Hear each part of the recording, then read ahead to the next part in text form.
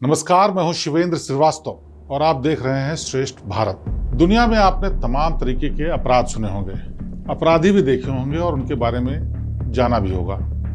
लेकिन कुछ अपराध और अपराधी इतने अलग होते हैं कि सोचने के लिए मजबूर कर देते हैं। और अपराधी भी जब ऐसा अपराधी हो जिसके बारे में अदालत भी कह दे कि ये दुनिया का सबसे खतरनाक अपराधी है, तो मामला और भी गंभीर हो जाता है। आज हम जिस अपराधी के बारे में बताने जा रहे हैं, यकीन मानिए वो अपराधी दुनिया का सबसे खतरनाक रेपिस्ट है। ये तमगा हमने आपने नहीं दिया, बल्कि अदालत ने अपने लिखित आदेश में कहा। और ये भी कहा कि इस शख्स के बारे में दुनिया में हर किसी को पता चलना चाहिए, ताकि वो जान सकें कि वो कितना खतरनाक है, ताकि वो जान सकें कि यही वो शख्स है कि शायद किसी भी विक्टिम का कभी इससे पाला पड़ा होगा और वो सामने आ सकें और अपनी शिकायत दर्ज करा सकें। यह अपराधी इतना खतरनाक था कि इसने 2 साल के भीतर 190 लोगों को अपना शिकार बनाया। और ख़ास बात यह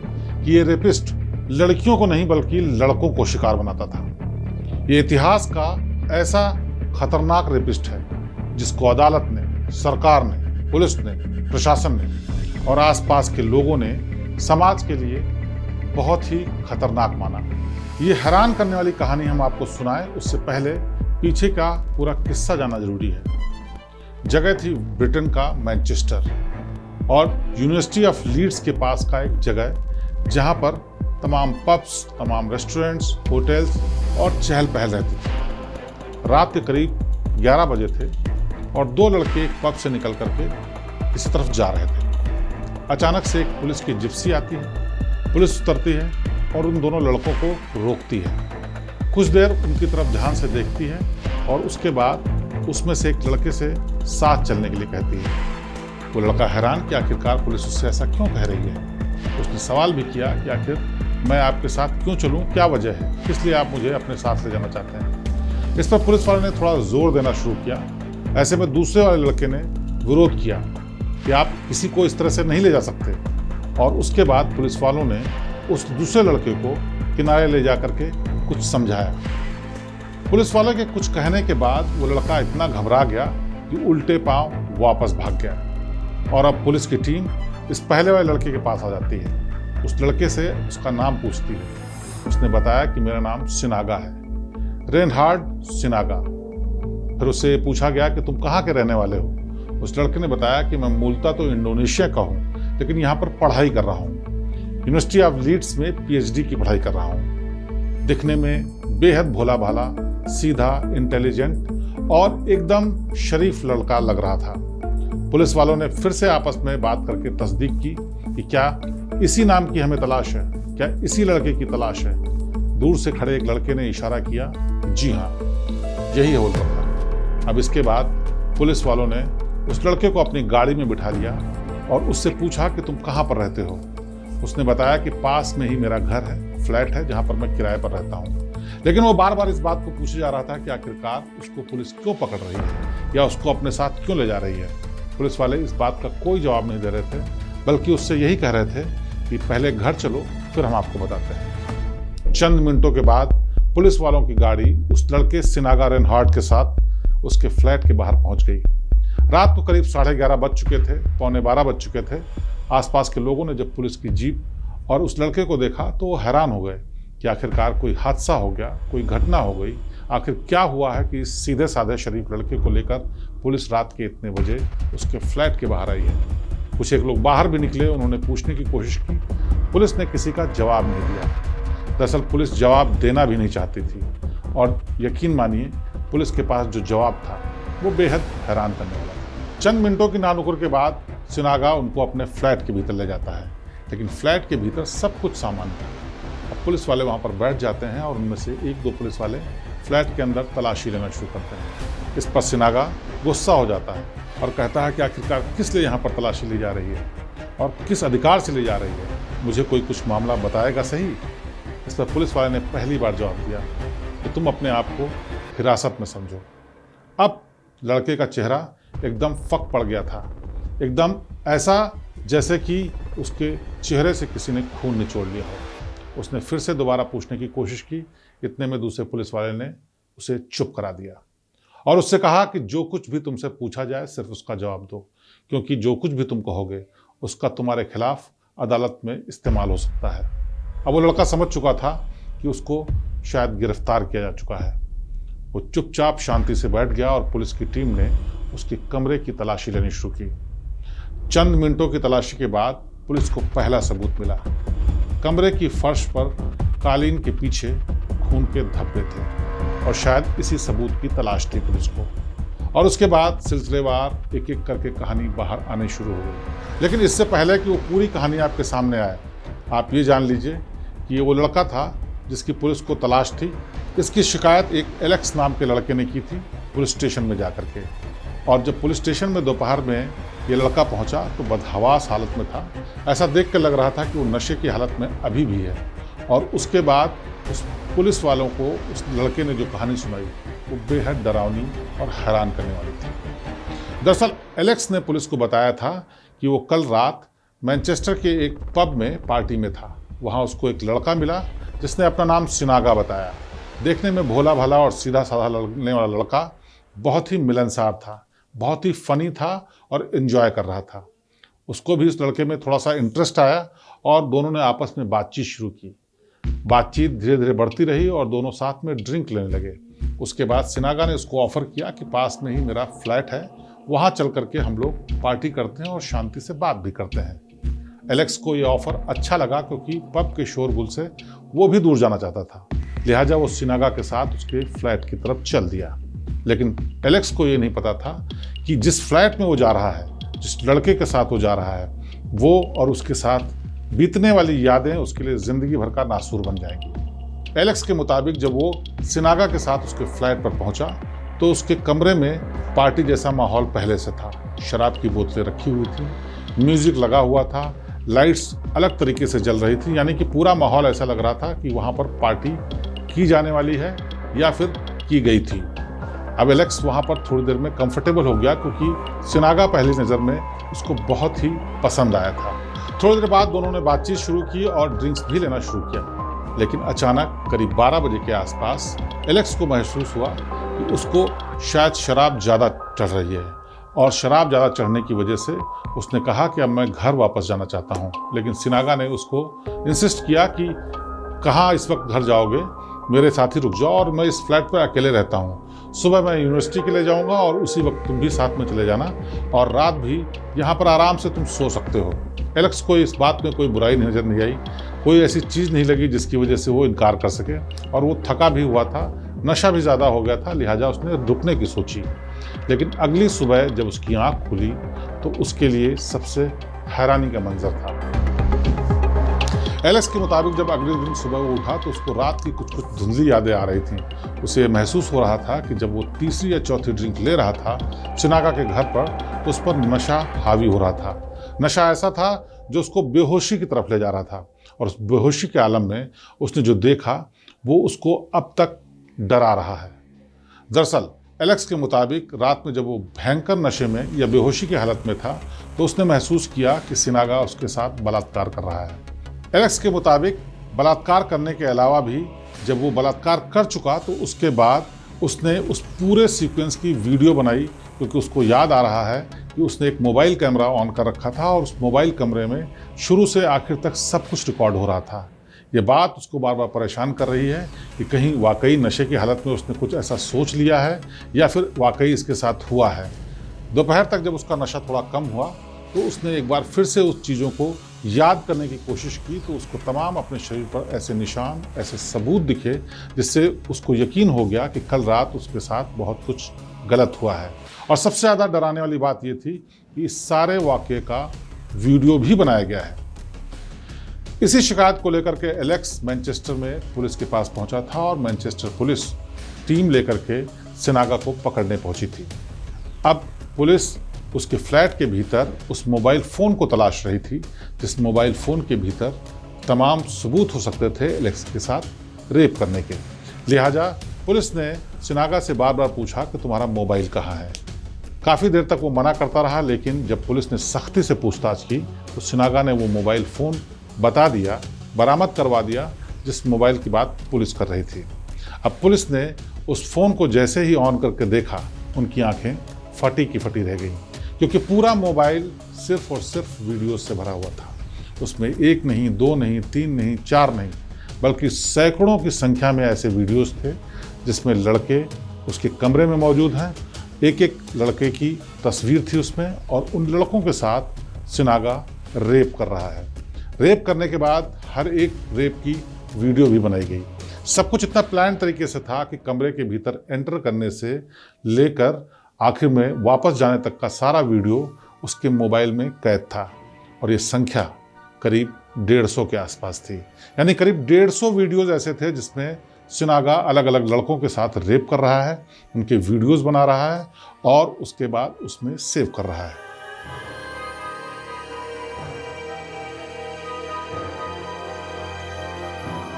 अब हैरान होने की बारी पुलिस की थी, क्योंकि एलेक्स के मुताबिक उसके साथ ये कांड हुआ था और वो उसी की जांच करने के लिए वहां पहुंचे थे।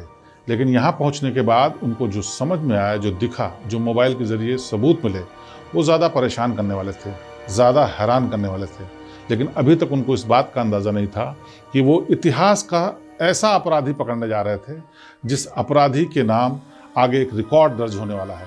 और वो रिकॉर्ड है दुनिया के सबसे खतरनाक और सबसे ज़्यादा लोगों के साथ रेप करने वाले अपराधी का।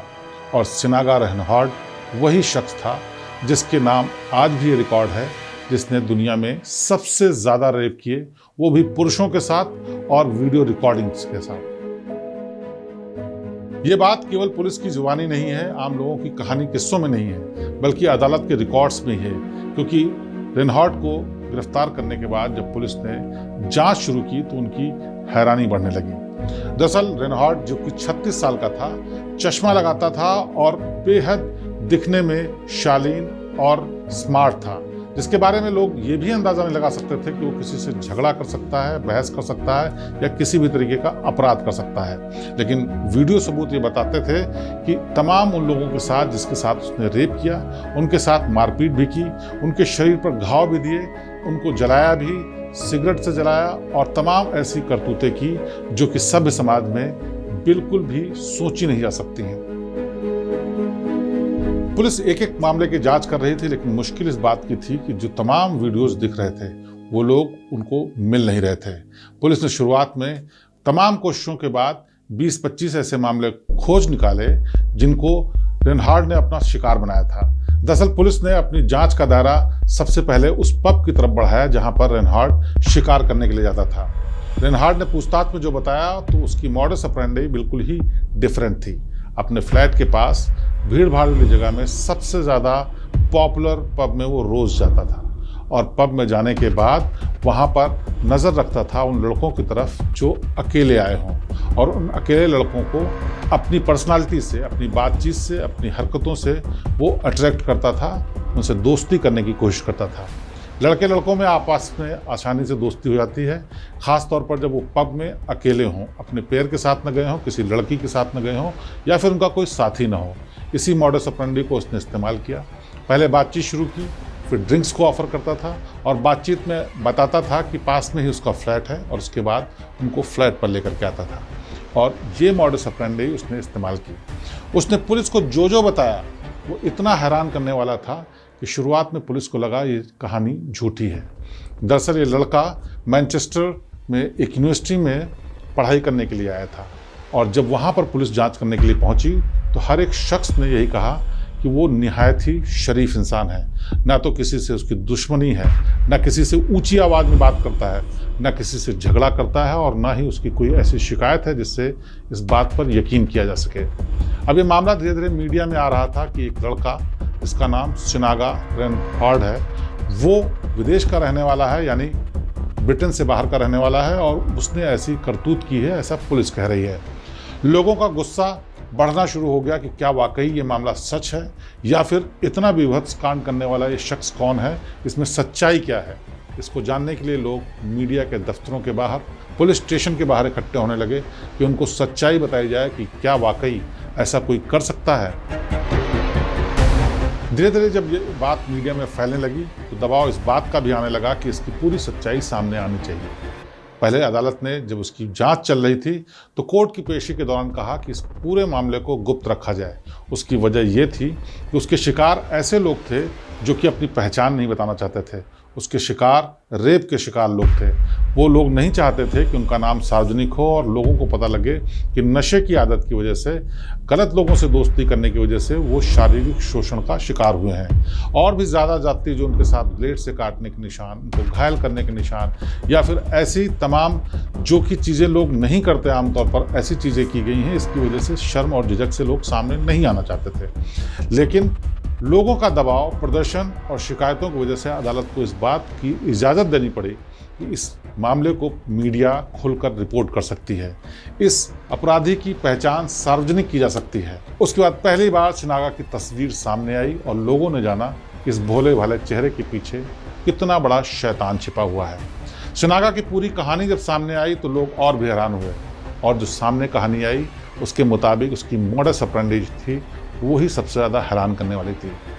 आमतौर पर दुनिया में कहीं भी पब और क्लब और रेस्टोरेंट्स में लोग अपने आप को रिलैक्स करने के लिए जाते हैं ताकि वो दुनिया और जीवन के तनाव को भूल करके थोड़ी देर रिलैक्स हो सकें।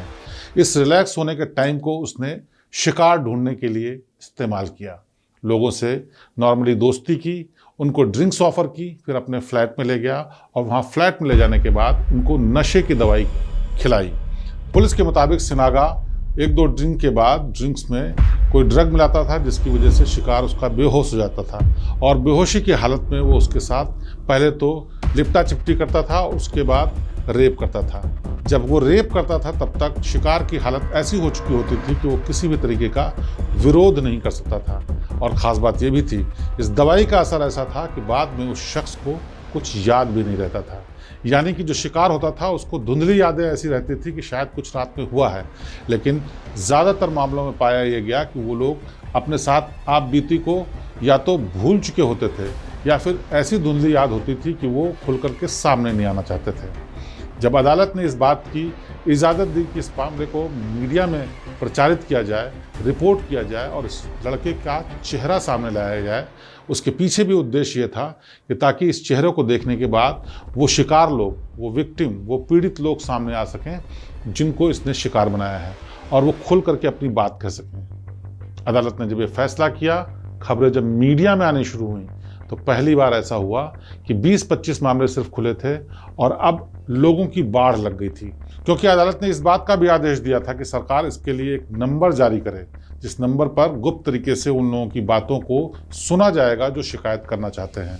उसके बाद लगातार शिकायतों की बाढ़ आ गई और आखिर में जब ये संख्या रुकी जो कि उसके शिकार हुए थे तो अब तक कुल 190 लोग, यानी 190 लोगों को उसने शिकार बनाया था अपनी हवस का। और ऐसी हवस जिसमें न सिर्फ वो रेप करता था बल्कि शरीर को नुकसान भी पहुंचाता था, उनकी वीडियो भी बनाता था। और पुलिस को इस बात का भी शक था कि इन वीडियो का वो कोई कमर्शियल इस्तेमाल करता है। हालांकि पुलिस को इस बारे में कोई सबूत नहीं मिला, इसलिए उन्होंने इस मामले में कोई आगे की कार्रवाई नहीं की, लेकिन पुलिस को जो सबूत मिले वो बेहद डराने वाले और हैरान करने वाले थे। शिनागा के मोबाइल की जब फोरेंसिक जांच शुरू हुई तो पता चला कि उसने बहुत से वीडियोस डिलीट भी किए हैं, क्योंकि उसके फ़ोन की मेमोरी भर गई थी। हर एक इंसिडेंट, हर एक शिकार का करीब 1-1.5 घंटे का वीडियो था, यानी कि जितने भी उसके पास रिकॉर्ड थे उसके मुताबिक उस पूरे फ़ोन की मेमोरी भरने में उसको 2 साल लगे और उसमें कई बार उसने डिलीट किया। पुलिस को आशंका इस बात की थी कि शिनागा ने जिन लोगों को शिकार बनाया उनकी संख्या 200-300 भी हो सकती है, लेकिन रिकॉर्ड्स के मुताबिक 190 लोग ही ऐसे आए जो लोग अपनी शिकायत लेकर के थाने में पहुंचे कि मेरे साथ शिनागा ने दुष्कर्म किया है। बहरहाल ये सारी घटनाएं 2015 से लेकर 2017 तक हुई। इन 2 साल में 700 से ज़्यादा दिन होते हैं और पुलिस रिकॉर्ड के मुताबिक उसने हर दूसरे या तीसरे दिन किसी न किसी को शिकार बनाया। जिस तरह के आंकड़े हैं उसके मुताबिक ये आंकड़ा और भी अलग हो सकता है, लेकिन जिस तरह से वो अपने शिकार को फंसाता था, फ्लैट पर ले जाता था और उनके साथ दुष्कर्म करता था, वो बेहद हैरान करने वाला था। इस घटना के सामने आने के बाद पूरे ब्रिटेन में, मैनचेस्टर में एक तरीके से बगावत फैल गई और विदेशियों, खासकर इंडोनेशिया से आने वाले भोले भाले लोगों के खिलाफ उनका गुस्सा फूट पड़ा। कई जगह प्रदर्शन होने शुरू हुए और जो शिकार लोग थे, उनके परिवार के लोग, उनके जानने वाले लोग, रिश्तेदार, दोस्त लोग सड़कों पर उतर आए। अदालत से इस बात की मांग की जाने लगी कि इसके खिलाफ सख्त से सख्त कार्रवाई की जाए। लेकिन ब्रिटेन के कानून के मुताबिक इस तरह की किसी भी अपराध के लिए अधिकतम उम्र कैद की सजा है और वही सजा सिनागा को सुनाई गई। सिनागा को 190 लोगों के साथ अप्राकृतिक रूप से दुष्कर्म करने के लिए उम्र कैद की सजा सुनाई गई। इस घटना का असर इतना ज़्यादा हुआ कि पूरे मैनचेस्टर में एक ड्राइव भी चलाई गई कि जितने भी यूनिवर्सिटीज़ में बाहर के लोग पढ़ते हैं या फिर संदिग्ध लोग हैं, उनके बारे में जानकारी ली जाए। हर एक किसी की काउंसलिंग की जाए और काउंसलर्स तमाम लड़कों से इस बात की जानकारी लेंगे कि क्या उसके जैसे और शिकार उन लोगों के बीच में हैं और उन लोगों को प्रोत्साहित करने के लिए कि वो आगे आकर के शिकायत करें। सरकार ने बाकायदा इसकी एक ड्राइव चलाई। अदालत के आदेश के बाद हर एक यूनिवर्सिटी, कॉलेज में एक काउंसलर की व्यवस्था की गई, जिससे आने वाले दिनों में अगर ऐसे मामले सामने आते हैं तो वो सूचना दे सकें।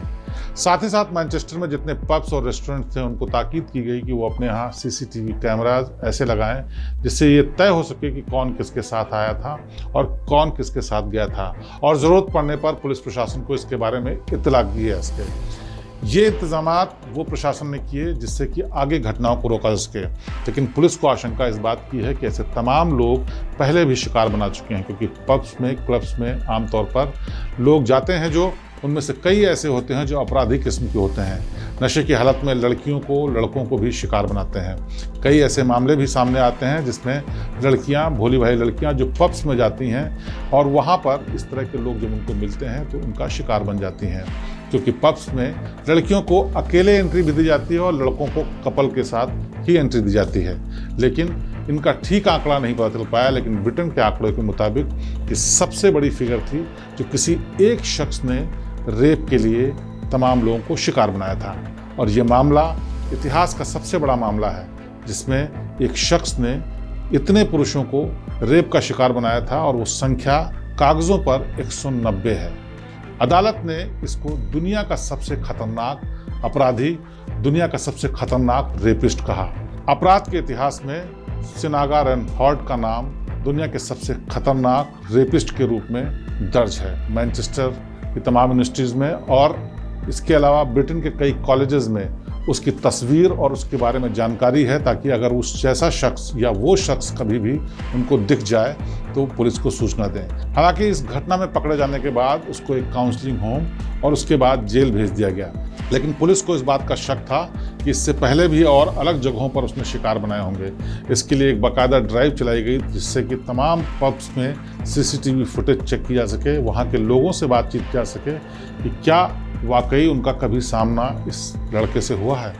और महज 36 साल की उम्र में इतना खतरनाक और इतना गंभीर अपराध करने वाले आदमी को सिर्फ और सिर्फ उम्र कैद की सजा मिली, ये भी लोगों के लिए हैरानी की बात है। तो सिनागा रेनहार्ड एक ऐसा अपराधी था जिसको अदालत ने दुनिया का सबसे खतरनाक रेपिस्ट माना और अपराध के इतिहास में उससे ज़्यादा किसी ने घिनौनी हरकतें नहीं की, ऐसा भी कहा जाता है। तो बहरहाल एक खतरनाक और दुनिया के सबसे मशहूर या बदनाम रेपिस्ट की ये थी कहानी आज की। अगली बार फिर किसी हैरान करने वाली कहानी के साथ आपके सामने पेश होंगे। तब तक मुझे दीजिए इजाज़त। नमस्कार।